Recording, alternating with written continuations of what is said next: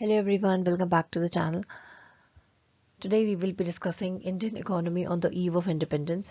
ये NCERT का एक important chapter है जिसमें हम ये discuss करेंगे कि at the time of independence what was the condition of India.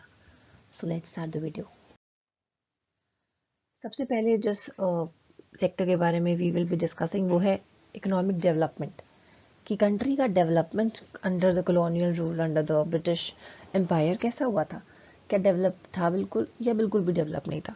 Since agriculture was the main source of livelihood in India, ये तो हम सबको पता है कि India is an agrarian country और हम एग्रीकल्चर पे डिपेंड करते हैं. अब थोड़ा सा ना आप अभी पुराने ज़माने में जाकर सोचिएगा, जब हम आज़ाद हो रहे थे एट दैट टाइम, कि जब ब्रिटिशर्स में कंट्रोल करते थे तब हमारी कंट्री की सिचुएशन क्या थी. क्योंकि लोगों का मेन काम अभी कुछ साल पहले तक ही एग्रीकल्चर हुआ करता था, तो eight the time of independence तब तो वही हुआ करता होगा.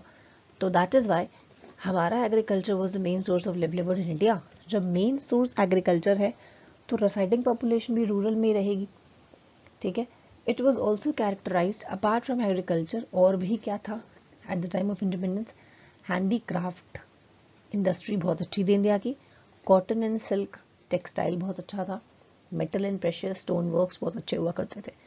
तो एग्रीकल्चर के अलावा हम बाकी चीज़ों में भी आगे थे, जैसे कि हैंडी क्राफ्ट, हाथ से बनी हुई चीज़ें, कॉटन हो गया, सिल्क हो गया, मेटल, प्रेशियस स्टोन्स, ये सारी चीज़ें. These products enjoyed a world wide market based on reputation of the fine quality material. क्योंकि इंडिया का क्वालिटी मटेरियल बहुत अच्छा हुआ करता था, इस वजह से वर्ल्ड वाइड बहुत अच्छी रेपुटेशन थी.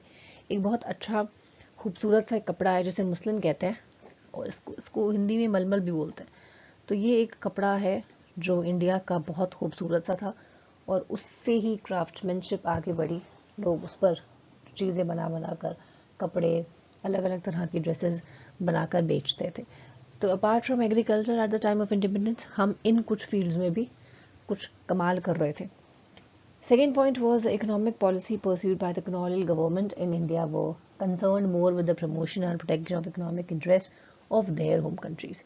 अब इंडिया में जब अंग्रेज आए थे, जब वो यहाँ पे दे वर रूलिंग इन इंडिया, तो यहाँ पर से वो क्या करते थे, रॉ मटेरियल इंडिया का जो भी है, जो भी रॉ मटेरियल है, जूट है, कॉटन है, इंडिगो है, जो भी टी है, जो भी रॉ मटेरियल है, वो लेकर कहाँ चले जाते थे, ब्रिटेन में.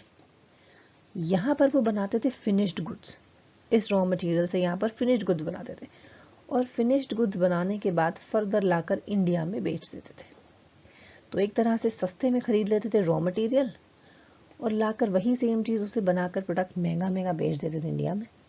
तो ये कुछ इनकी एक स्ट्रैटेजी चल रही थी जो ड्यूरिंग द कॉलोनियल रूल ये कर रहे थे. तो ये करने के बाद भी इन्होंने ये नहीं सोचा कि इंडिया जहाँ से हम रॉ मटेरियल एक्सपोर्ट कर रहे हैं, जहाँ पर हम अपना फिनिश्ड गुड्स प्रोड्यूस कर जो कर रहे हैं अपने देश में, वो यहाँ पर लाकर डंप कर रहे हैं, तो हम कुछ इनका डेवलपमेंट कर दें. ऐसा कुछ भी नहीं था. इंडिया का बिल्कुल भी डेवलपमेंट, अगर इंडस्ट्रीज़ हैं तो इंडस्ट्रीज़ का सेटलमेंट किया जा सकता था. इंडिया में भी जो आपकी कॉटन मिल है, जो जूट मिल है, वो सारी इंडस्ट्रीज़ भी सेट की जा सकती थी, लेकिन बिल्कुल भी सेट नहीं की और डेवलपमेंट के नाम पे कुछ भी नहीं किया. Rather than fulfilling their own interest, वो सिर्फ अपनी कंट्री के इकोनॉमिक इंटरेस्ट के बारे में, प्रमोशन के बारे में सोचते थे, not at all about India, कि इंडिया का क्या हो रहा है, वहाँ के लोगों के पास पैसे हैं कि नहीं, उनका क्या डेवलपमेंट है, बिल्कुल इस बारे में कोई ख्याल नहीं था. Then comes the agricultural sector. Agricultural sector की क्या कंडीशन थी at the time of independence. First point, under colonial rule about 85% of the country's population lived mostly in villages. क्योंकि हमने पहले भी पढ़ा कि एग्रीकल्चर उनका मेन काम था, तो फिर 85% रहते भी थे विलेज में.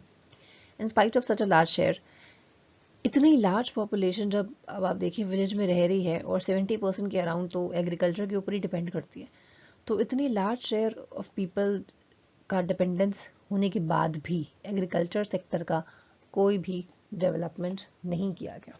Zero development of the agricultural sector. इस वजह से बहुत स्टैग्नेशन हो गया एग्रीकल्चरल सेक्टर में. स्टैग्नेशन मतलब स्थिरता, एक जगह फिक्स, मतलब प्रोडक्टिविटी बिल्कुल ज़ीरो हो गई. तो स्टैग्नेशन हो गया, लो प्रोडक्टिविटी हो गई in absolute terms, and deterioration मतलब फर्दर डिग्रेड होना. The stagnation was due to various system of land settlements. ये stagnation जो आया था वो क्यों आया था, क्योंकि land settlement के system इंट्रोड्यूस किए थे ब्रिटिशर्स ने. लैंड सेटलमेंट की यहाँ पर बात की गई है जमींदारी सिस्टम की। Under zamindari system the profit accruing out of agriculture. इसमें क्या था, जमींदारी सिस्टम में ही कोई भी एक पर्टिकुलर लैंड है अगर, और वो किसी एक जमींदार की है, जमींदार मतलब वो इंसान जिसके पास जमीन हो, तो अगर कोई जमींदार है और उसने फॉर एग्जांपल कोई एक ए है, मिस्टर ए वो जमींदार है, उन्होंने अपनी जो लैंड है वो बी सी डी को दे दी कि कल्टीवेशन करिए।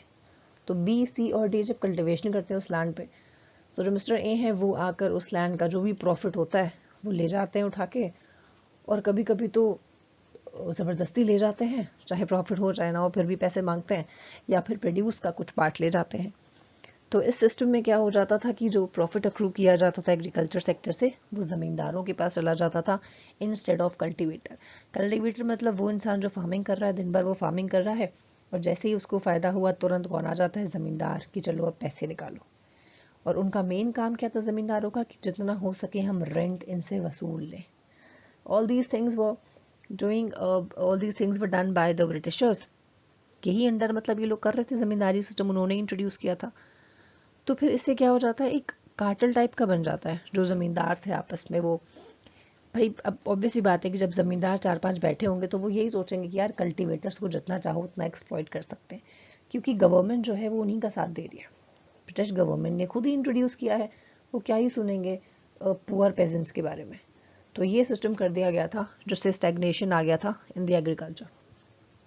उसके अलावा they were low level of technology, technology बिल्कुल थी ही नहीं क्योंकि प्रिमिटिव टेक्नोलॉजी यूज़ करते थे।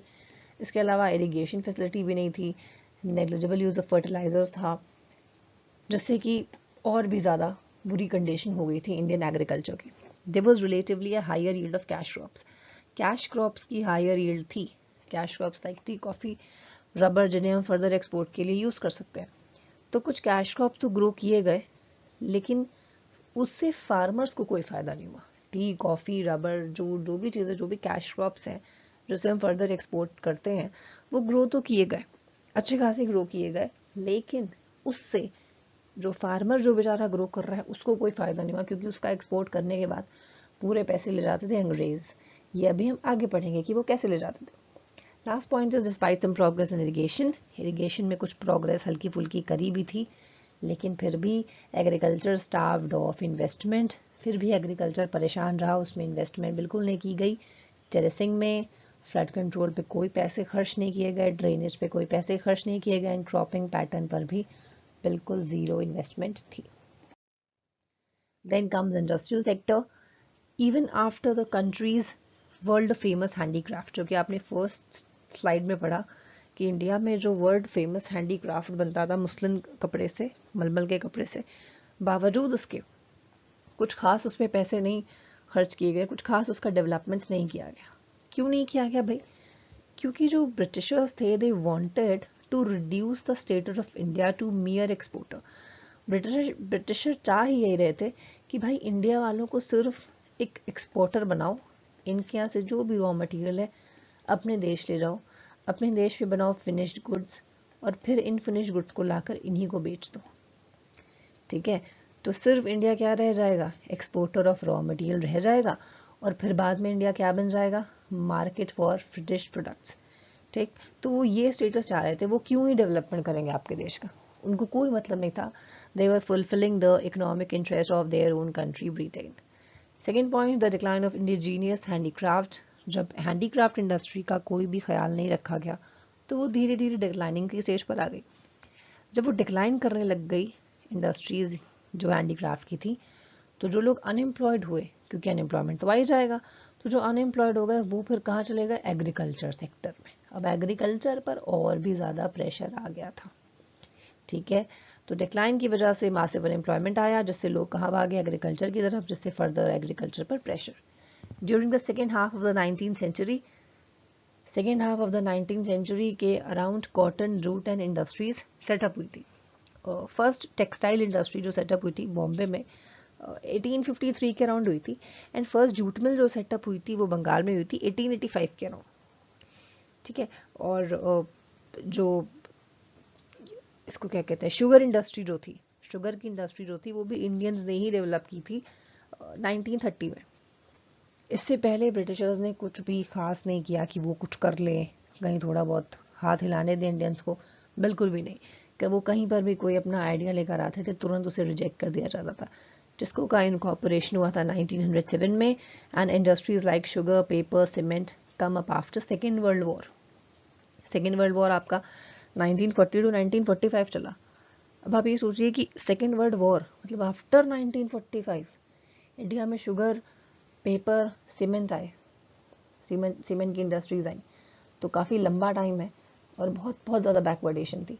There was hardly any capital industry for the further industrialisation. कोई ऐसी कैपिटल इंडस्ट्री भी नहीं थी जो कैपिटल गुड्स बनाए, कैपिटल गुड्स लाइक मशीनरी, जो बड़ी बड़ी मशीनें बनाए, ऐसी भी कोई इंडस्ट्री नहीं थी कि बाई चांस अगर होती भी तो मशीनें बनती, फिर फर्दर उन मशीनों को कोई खरीदता और फिर उनसे प्रोडक्शन होता, लेकिन ऐसा कुछ भी नहीं था।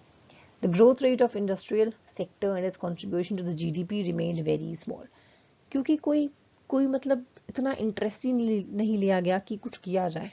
दैट इज़ वाई इनका जो शेयर था कंट्रीब्यूशन का इन द जीडीपी वो भी बहुत कम था। Area of operation of public sector, और जो पब्लिक सेक्टर जो अंडरटेकिंग्स थी वो बहुत ही लिमिटेड थी। रेलवे हुआ करता था, पावर जनरेशन हुआ करता था, कम्युनिकेशन हुआ करता था, पोर्ट था, और कुछ एक आधे few departmental undertakings. Foreign trade की क्या सिचुएशन थी? India has been an important trading nation in the ancient times, but during the colonial rule, India became a major exporter of raw silk, cotton wool, sugar, indigo, jute, and an importer of goods like cotton, silk, woolen clothes, and light machinery. अच्छा, टीपू सुल्तान के time पे मैं आपको एक fact बताती हूँ। टीपू सुल्तान के time पे जो टीपू सुल्तान थे, he was a very nice man. अपनी ट्रेड के मामले में मैं बोल रही हूँ, उन्होंने बहुत ज़्यादा इनिशिएटिव्स लिए थे। वो ब्रिटिशर्स को कॉपी करते थे और उन्होंने बहुत इनिशिएटिव्स लिए थे कि अपना जो मैसूर है उसकी ट्रेडिंग करवाते थे। वो चाइना से ट्रेड होता था मैसूर का, और भी एक आधी अफगानिस्तान से ट्रेड होता था, पर्शिया, अब उसे हम ईरान जानते हैं, तो पर्शिया से ट्रेड होता था। तो काफ़ी उन्होंने स्टेप्स लिए थे फॉरेन ट्रेड के। तो इंडिया जो है, ऐसी बात नहीं है कि इंडिया ने आज तक कभी ट्रेड ही नहीं की। पहले एंशिएंट टाइम्स में अगर आपने इंडस वैली सिविलाइजेशन के बारे में पढ़ा होगा तो उसमें भी आपने देखा होगा कि जो हमें लेफ्ट अबाउट्स मिले हैं उसमें भी ये प्रूफ्स कुछ मिले हैं कि मेसोपोटामिया से ट्रेड होता था इंडस वैली वालों का। तो ट्रेड तो हुई है, ट्रेड का तो हम जान रहे हैं कि सामान खरीदा बेचा जाता था। लेकिन कॉलोनियल एम्पायर में चाह सकते थे अगर ब्रिटिशर्स तो सिर्फ ब्रिटेन से ट्रेड ना करके बाकी देशों से भी इंडिया की ट्रेड कर सकते थे। लेकिन वो ये चाह रहे थे कि बिल्कुल नहीं, इंडिया को बनाओ सिर्फ एक्सपोर्टर और लाकर इनको दे दो अपने यहाँ बने हुए finished goods. Britain maintained a monopoly to India's EXIM मतलब एक्सपोर्ट इंपोर्ट। ब्रिटिशर्स ने इंडिया पर अपनी मोनोपोली बना ली कि हम ही यहाँ से सामान बेचेंगे और हम ही यहाँ से खरीदेंगे। इसका ट्रेड रिस्ट्रिक्ट कर दिया टू ब्रिटेन, ठीक। लेकिन कुछ ऐसे देश थे जिन्हें अलाउ किया उसने, जैसे कि Iran, China, Sri Lanka.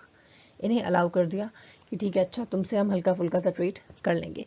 The most important feature of India's foreign trade, सबसे इंपॉर्टेंट फीचर इंडिया के फॉरेन ट्रेड का ये है कि large amount of export surplus यहाँ पर जनरेट हुआ था। Large amount of export surplus मतलब काफ़ी लार्ज अमाउंट ऑफ यहाँ से सामान आता था, सॉरी बाहर से सामान आता था और यहाँ पर खरीदा जाता था, ठीक है। क्योंकि मैंने अभी आपको बोला कि यहाँ से बहुत रॉ मटेरियल जाते थे। जब अब रॉ मटेरियल यहाँ से बाहर जा रहे हैं तो हम क्या इमेजिन कर सकते हैं, जब किसी देश से कोई चीज़ हम अगर बेचते हैं तो बदले में पैसे हम इमेजिन करते हैं कि भाई पैसे आएंगे, लेकिन कोई फ़ायदा नहीं। एक्सपोर्ट सरप्लस अगर हुआ भी था, लेकिन फिर भी they did not result in any flow of gold, मतलब कोई भी गोल्ड नहीं, कोई सिल्वर नहीं, कुछ भी नहीं। और ब्रिटिशर्स क्या करते थे, जो भी पैसे वो यहाँ से इंडिया से जो भी रॉ मटेरियल अगर खरीदते थे, तो जो भी रॉ मटेरियल ले जाकर अपने देश में जो सामान बनाते थे, सामान बनने के बाद जब वो यहाँ पर बेचते तो उस पैसे से भी इंडिया का डेवलपमेंट नहीं करते थे। उस पैसे को ले जाते थे अपने देश में, वहाँ पर खर्च किया करते थे। जो अगर एक वॉर जब हुई थी सेकेंड वर्ल्ड वॉर, तो उसमें जो एक्सपेंडिचर था वो इंडिया के एक्सचेकर से हुआ था।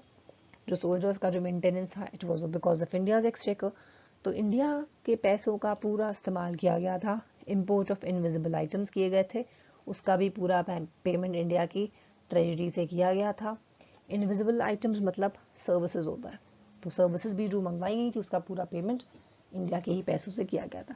एक बुक थी दादा भाई नौरोजी ने लिखी थी, unofficial and un British rule in India ऐसे करके, जिसमें poverty and un British rule in India, हाँ poverty and un British rule in India, ये बुक उन्होंने लिखी थी।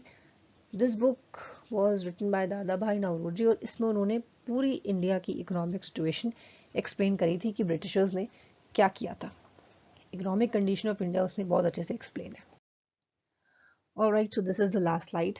Thank you everyone for watching. I hope आपको ये 4 बातें, जो 4 सेक्टर हमने आज डिस्कस किए हैं, समझ में आ गए होंगे।